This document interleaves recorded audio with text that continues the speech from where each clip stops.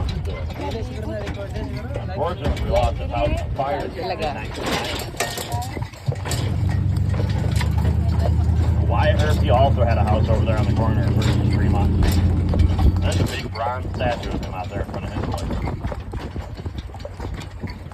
That's for Doc Holliday. That man never owned any property in Tombstone at all. Not outside of a poker table anyway. And him and Big Nose Kate parted ways. She went up to Prescott, Arizona, where she spent the rest of her life. Dying at the age of 89 years old. Ended up outliving everybody she was here in Tombstone with. And Doc Holliday, he went to Glenwood Springs, Colorado. That is where he died alone in a hotel room at the age of just 35 years old. Most people believe that.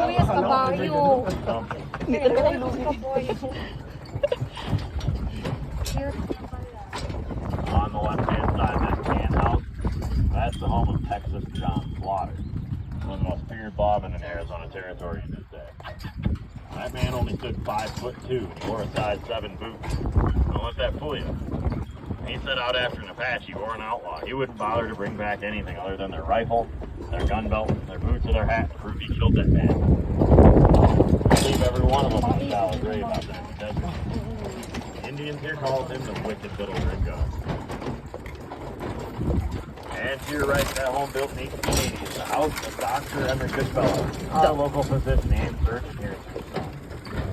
He became a specialist with gunshot wounds during his time here. And he had plenty of practice. Isog yung mata doon, gunshot, bigla mo. Them chains going around the wall in his house are drag chains. Akala ko kamunsil, oh. They hauled silver ore out of the Tombstone Hills here. Bro. If you look closely at them chains, you can still see all the wear marks in them. Those are original from the 1880s.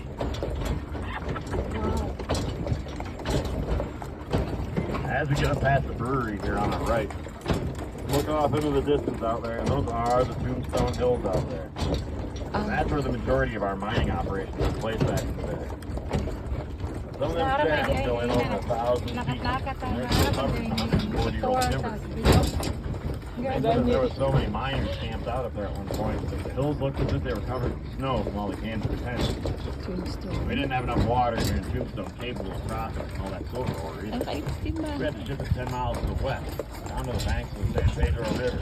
And we did all of the processing out there.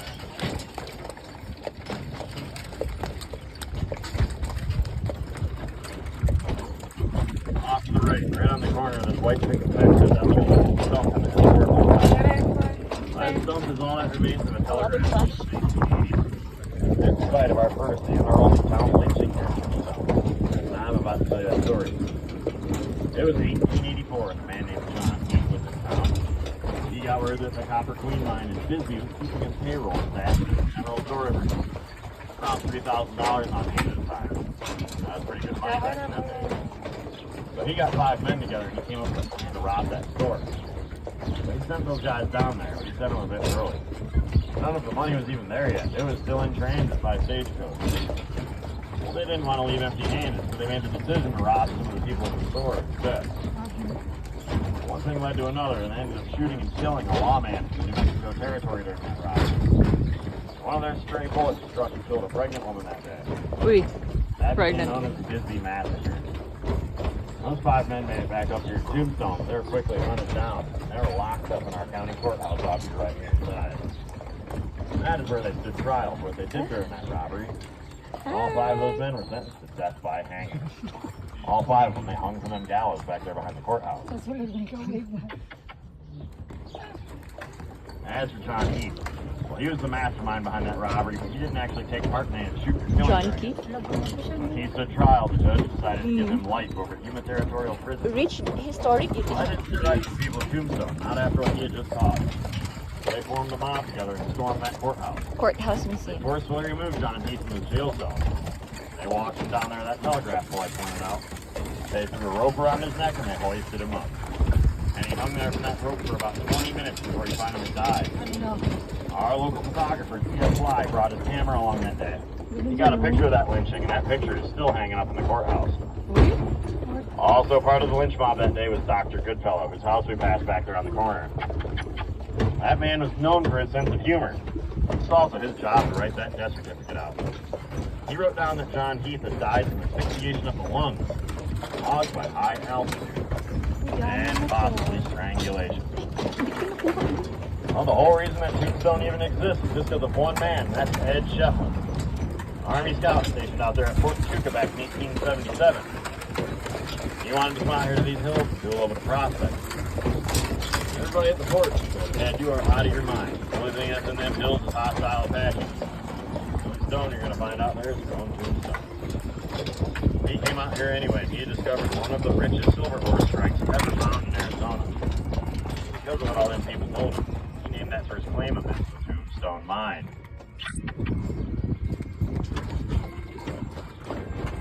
Way off to the right, you'll see the Southern Pacific Railroad Depot. That saw service from 1903 till 1959. That's when they ripped them tracks and shipped them into Mexico for further use. Before that, you had to hop on a stagecoach all the way up to the Tucson Railroad Depot to get down here. That was a 17-hour ride in one of these things. Off to your right, that white building there, that is the Rose Tree Museum. In 1885, a young Scottish newlywed couple lived in that building. And she was homesick for Scotland, so her husband wrote a letter home to the family, asking for a clipping of her favorite rose tree back there. It was a white Lady Banks rose. Well, somehow that clipping survived the journey back here. They planted it in their courtyard and it grew to be the world's largest. It's in the Guinness Book of World Records, and the Ripleys, believe it or not, to this day, largest rose tree in the world. And it holds thousands of little tiny white roses every single April. And to your left, the Tombstone Chamber of Commerce and our visitor center. That was the first freestanding adobe structure built here in Tombstone. It was built by High Allen back in 1879. That's who Allen Street, if you're trying to hang a right on here, is named after. Both the visitor center and Shefflin's Hall, they survived the major fires in Tombstone. Most likely due to the fact that they are adobe structures. That second fire, that was in May of 1882. There's over 100 businesses that burned to the ground that day. One of those businesses was the Cosmopolitan Hotel.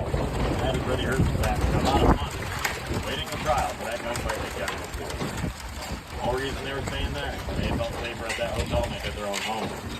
Due to the fact that them cowboys they just shot. There's plenty of buddies in the streets looking for revenge. The Cosmopolitan stood directly to your left in that open lot there behind the fence. And when the Erbsen holiday finally stood trial for what they did during the gunfight, they were found to be not responsible for their actions that day. That was due to Addie Borland, the pestilence, the only eyewitness to that gunfight. And on your right, these 7 arches that are underneath Big Nose State Saloon and the J. L. Silver Company. That was the Grand Hotel built here in 1880. One of the most luxurious hotels that you could stay at here in Tombstone back in those days. The upper levels burned down on our second fire here. Those 7 arches down below, they survived. They're from the original Grand Hotel. As for Big Nose Kate, she didn't have that big of a nose. They just called her that. She couldn't keep that thing out of everybody's business. Step up.